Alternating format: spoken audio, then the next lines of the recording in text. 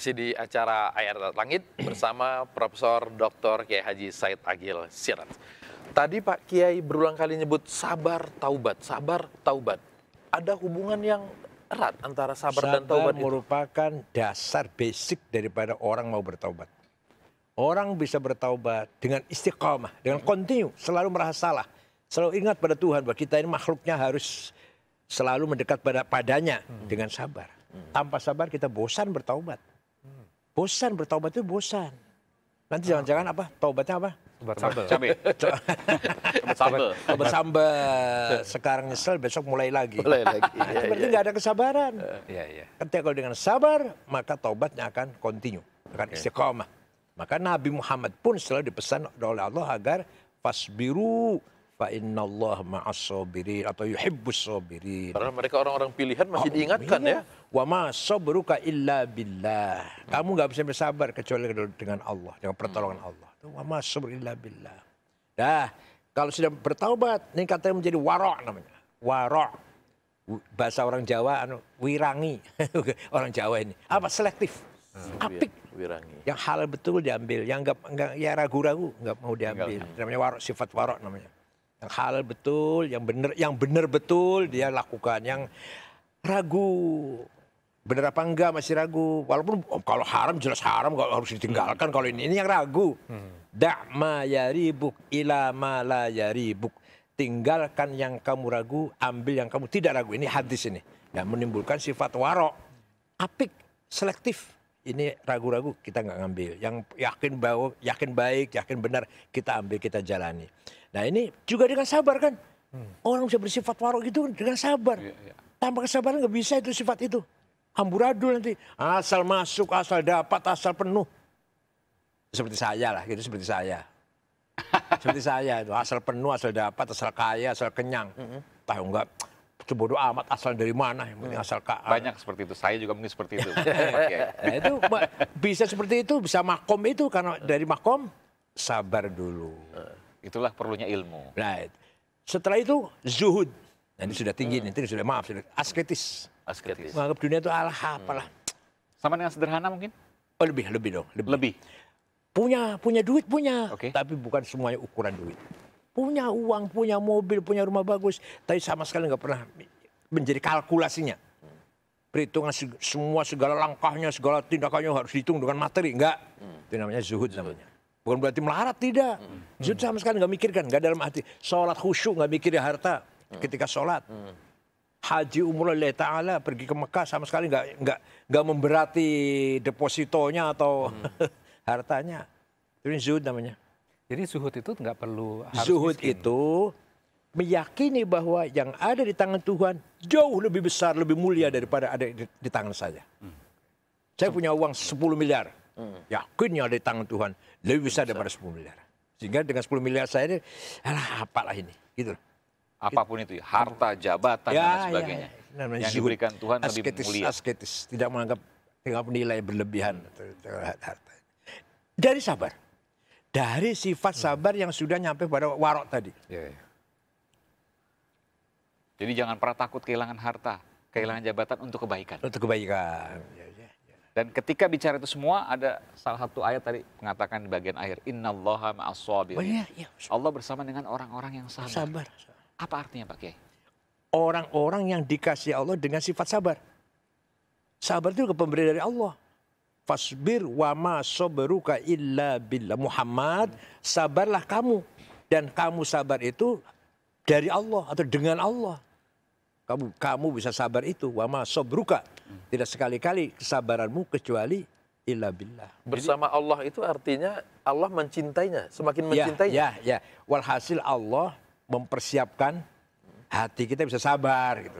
Allah sendiri yang menyiapkan hati kita sabar. Pak Kiai ini satu bagian sebelum yang tadi yang dibaca sama Mas Aiman. Ya ayyuhalladzina amanusta'inu bis-sabri was-shalah.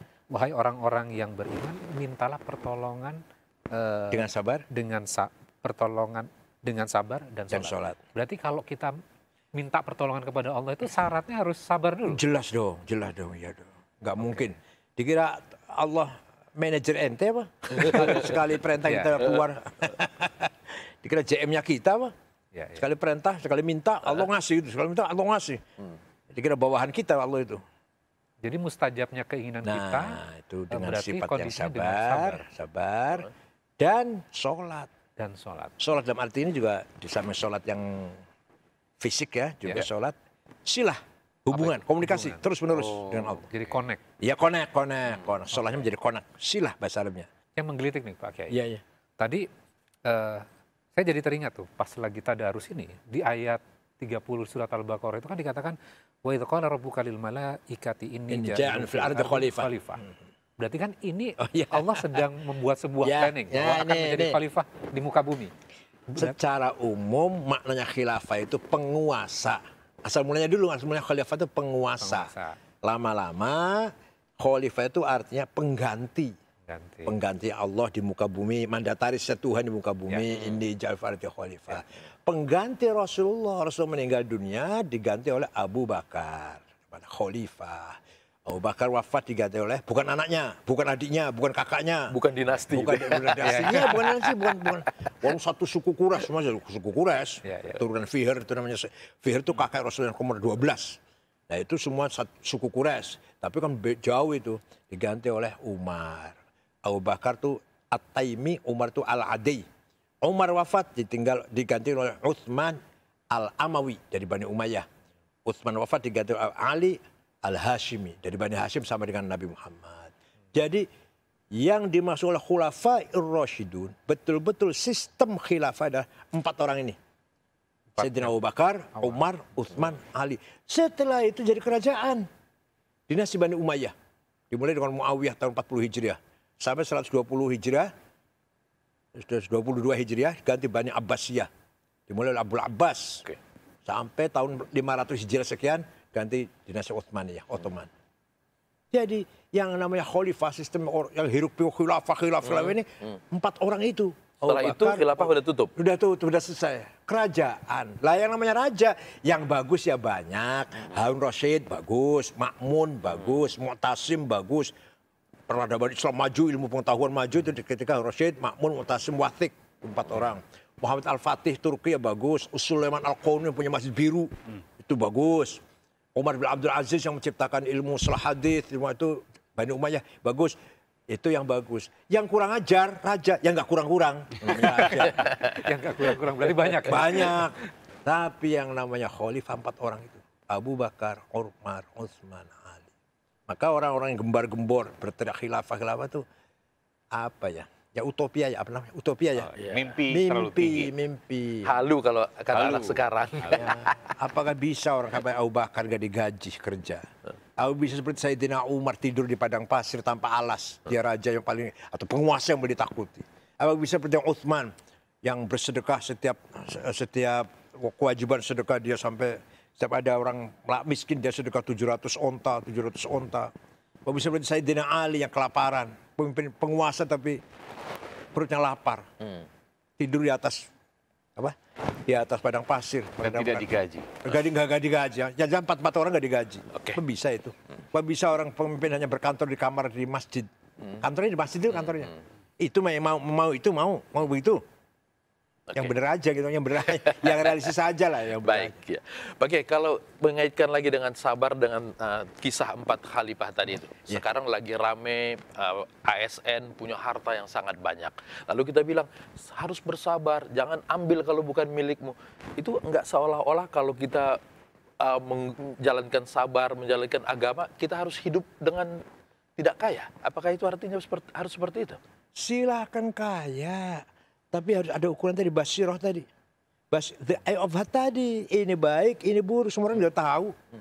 Semua orang tahu. Coba kalau ada orang kritik masalah pajak. Semua tersinggung. Itu berarti apa? Berarti apa itu? Berarti kena kan? Merasa kena kan? Yeah.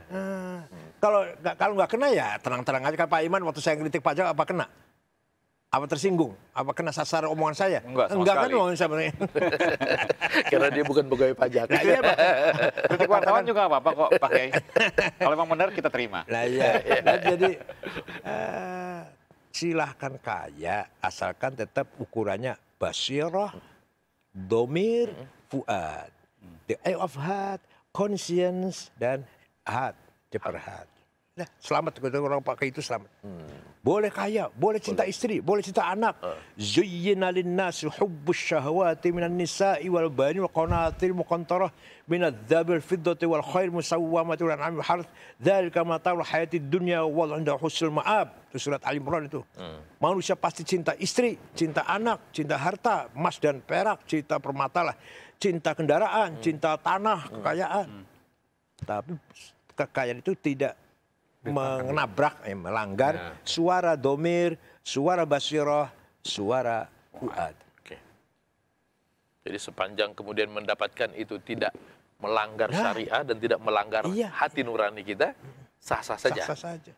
Kalau mau beli pesawat atau beli yang beli itu konglomerat, ya sah-sah saja. Ya kalau pegawai pajak, pegawai bea cukai. Ini contoh, Kiai. Contoh. Saya pun contoh. Saya pun contoh. Dan nggak boleh flexing-flexing juga dalam agama. Pamer-pamer maksudnya. Iya, nggak boleh. Ria nggak boleh, nggak boleh. Ria, oke. Itu namanya menuhankan hawa nafsunya. Di Quran disinggung itu. Afamanit takhudha ilahahu hawa. Ada orang yang menuhankan hawa nafsunya. Menuhankan kepuasan dirinya. Menuhankan hedonnya. Dirinya puas. Saya punya tas harganya 300 juta, pamer. Itu berarti puas dengan pameran itu. Menuhankan berarti. Musyrik itu. Musyrik bahkan. Iya. Oke. Tidak pamer itu juga bagian dari sabar berarti. Iya. Punya tapi nggak dipamerkan. Iya. Tapi itu banyak juga yang punya nggak dipamerkan, bahkan di atas namakan orang lain. Itu nggak boleh, Pak Kiai. Asal halal boleh. Asal halal. Pak Kiai, bahasan kita hari ini sederhana sebetulnya dan hanya dari satu kata, sabar. Tapi ternyata banyak sekali implikasinya dalam kehidupan kita. Mungkin ada kesimpulan dari Pak Kiai? Bagaimana kita bisa melepas dari Allah? Bagaimana kita bisa merasa mandiri dari Allah? Bagaimana kita bisa merasa sombong, saya bisa semuanya segala sesuatu saya sendiri. Bagaimana itu bisa merasa? Maka mari kita kembali minhu darinya, ilaihi kepadanya, ma'hu sebersamanya, wabihi dan atas namanya. Segala kita ini atas namanya. Ulang bisa Pak Kiai? Minhu darinya, ilaihi kepadanya, ma'ahu bersamanya, bihi selalu atas namanya. Selamat dunia akhirat. Ya insya Allah. Coba diulang. Contoh yang paling 4 tadi. Coba diulang. Ini contoh konkret. Ada contoh konkret. Apa itu, Kiai? Bismillahirrahmanirrahim. Dengan menyebut nama Allah Maha Kasih Sayang. Kok diulang lagi? Ar-Rahman Rahim. Kenapa? Rahman Rahim yang pertama, memang kita menyanjung Allah Maha Rahman Rahim. Rahman Rahim yang kedua, ya Allah, berilah sifatmu yang Rahman dan Rahim kepada saya.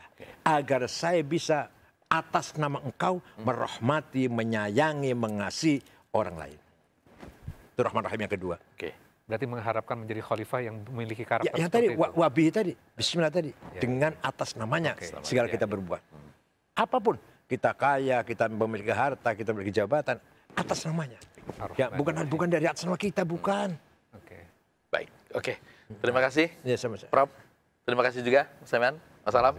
Dan terima kasih juga buat Anda pemirsa.